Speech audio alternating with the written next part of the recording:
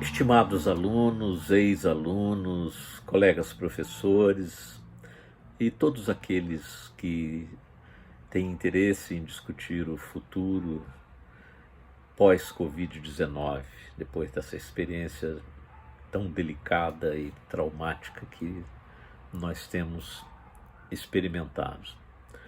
O meu nome é Emanuel, eu sou professor do Departamento de Engenharia de Produção da UF em Niterói.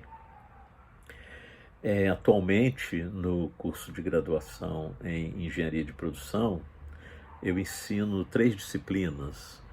A disciplina de Economia e Gestão da Inovação, a disciplina de CTS, que significa Ciência, Tecnologia e Sociedade, onde a gente estuda as relações entre ciência, tecnologia e sociedade, e a disciplina de Ética na Engenharia.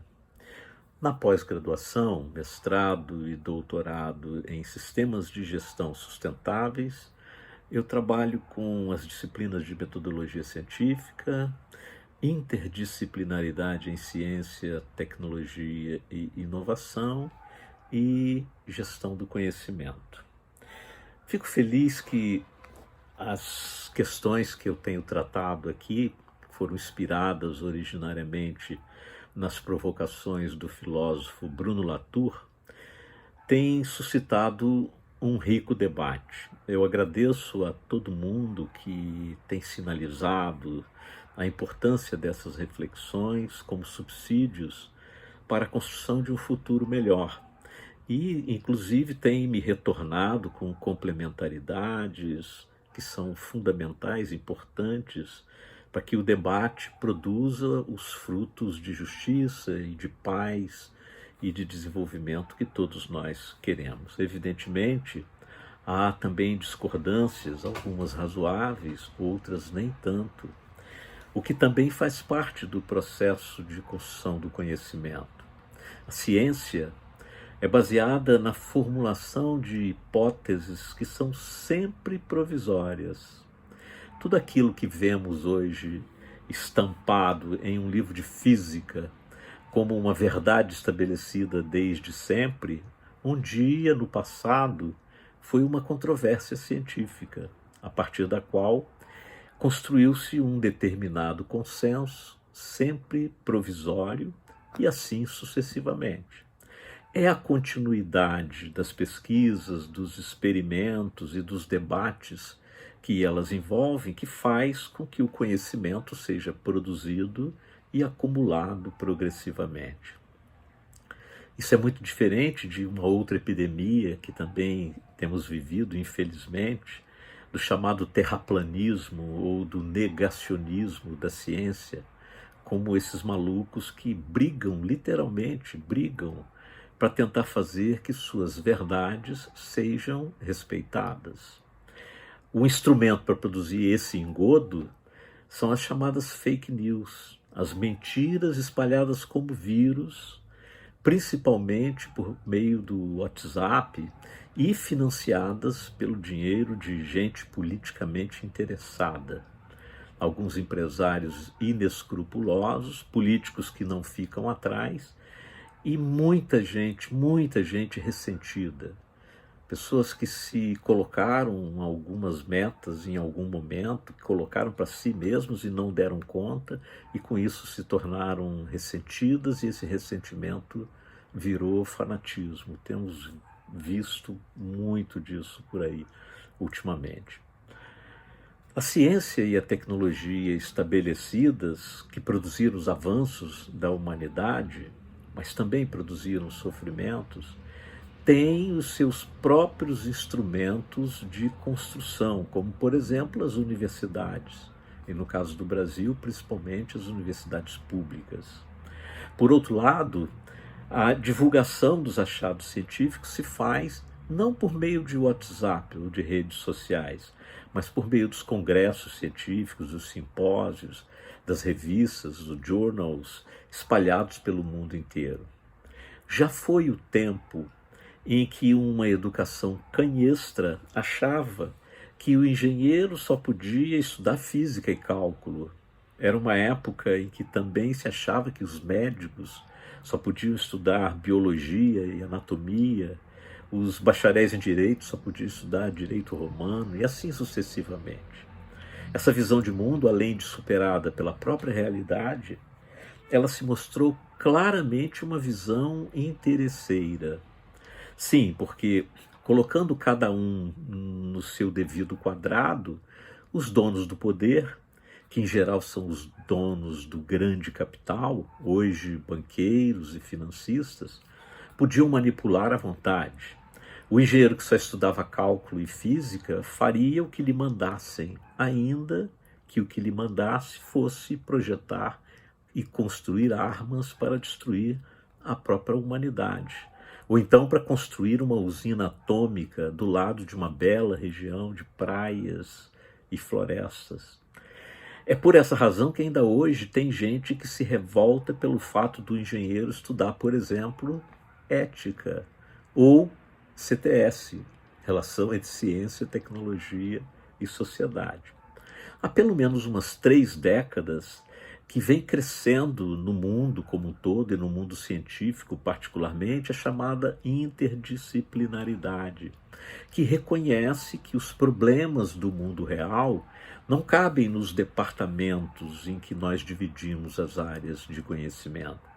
Embora a ciência tenha lançado mão largamente da disciplinaridade como uma estratégia para aprofundar o conhecimento, usando a velha tática do dividir um problema maior em problemas menores para poder aprofundar, depois remontar os problemas menores e aí finalmente intervir, com o crescimento e o agravamento das ameaças ao nosso planeta, essa estratégia se mostrou claramente insuficiente. É só observarmos, por exemplo, as idas e vindas dos esforços para equacionar e resolver o problema do clima, por exemplo, que não está confinado em um país, ou mesmo em um continente, mas também não está confinado em apenas uma área de conhecimento, ou sequer está circunscrito apenas à dimensão explícita da ciência, seja a ciência da natureza, as ciências humanas ou as ciências sociais. Também a geopolítica, o poder econômico, os interesses militares dos mais diferentes tipos concorrem para a solução ou não desse problema, como a gente tem assistido também fartamente no noticiário ultimamente. Para entendermos essas coisas e nos situarmos neste mundo complexo, precisamos cada vez mais superarmos os canais estreitos da disciplinaridade, ou seja, superar aquela visão canhestra de que o engenheiro só deve estudar física ou cálculo, por mais que física e cálculo sejam importantes na sua formação. Felizmente, na minha experiência de 30 anos como professor, depois de ter sido engenheiro dentro de fábricas, eu não vejo essa perspectiva estreita entre os meus alunos. Muito pelo contrário, para minha grande alegria, vejo como eles se empolgam ao perceber as implicações do que fazem, do que aprendem sobre a sociedade onde eles vivem. E perceber isso não via WhatsApp ou redes sociais, mas perceber isso através do estudo disciplinado das relações entre ciência, tecnologia, sociedade, ou procurando conhecer as estratégias e o conhecimento do comportamento humano por trás das inovações mais bem-sucedidas, ou ainda compreendendo a importância da ética como um referencial valioso para nortear o seu cotidiano na relação com seus colegas de trabalho, com seus supervisores e com seus subordinados, e assim por diante. Vejam o que está acontecendo hoje para o enfrentamento da pandemia do coronavírus. Grupos interdisciplinares têm se formado por toda parte, juntando gente das ciências da saúde, biológicas, com gente da computação, tecnologia de informação, desenvolvimento de sistemas, com gente de sociologia, de saúde coletiva, especialistas em políticas públicas, com antropólogos, com matemáticos. gente de física, de química, de história, de todas as áreas da engenharia, com gente de comunicação, de design, de gestão de pessoas. Isso não seria possível se todas as pessoas tivessem sido formadas nos seus quadrados, incomunicáveis, sem conhecimentos comuns ou redundantes mesmo, como ensinam os estudiosos da gestão do conhecimento, para quem a redundância do conhecimento e da formação é uma condição capacitadora da criatividade e da produção de conhecimento, porque é a redundância que provoca as sinapses entre as diferentes partes do conhecimento que estão com diferentes pessoas, com diferentes grupos, etc. Veja o que está acontecendo na nossa escola de engenharia, com o programa de engenharia solidária, juntando médicos com engenheiros, estudantes com professores, técnicos administrativos com enfermeiros, com gente de pastorais sociais, com gente de comunidades vulneráveis. É a maior balbúrdia produtiva e generosa da nossa história.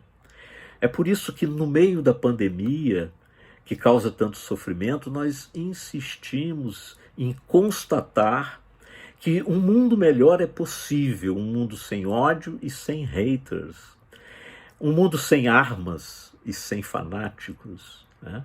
Um mundo de paz e bem, como tem insistentemente nos proposto o Papa Francisco.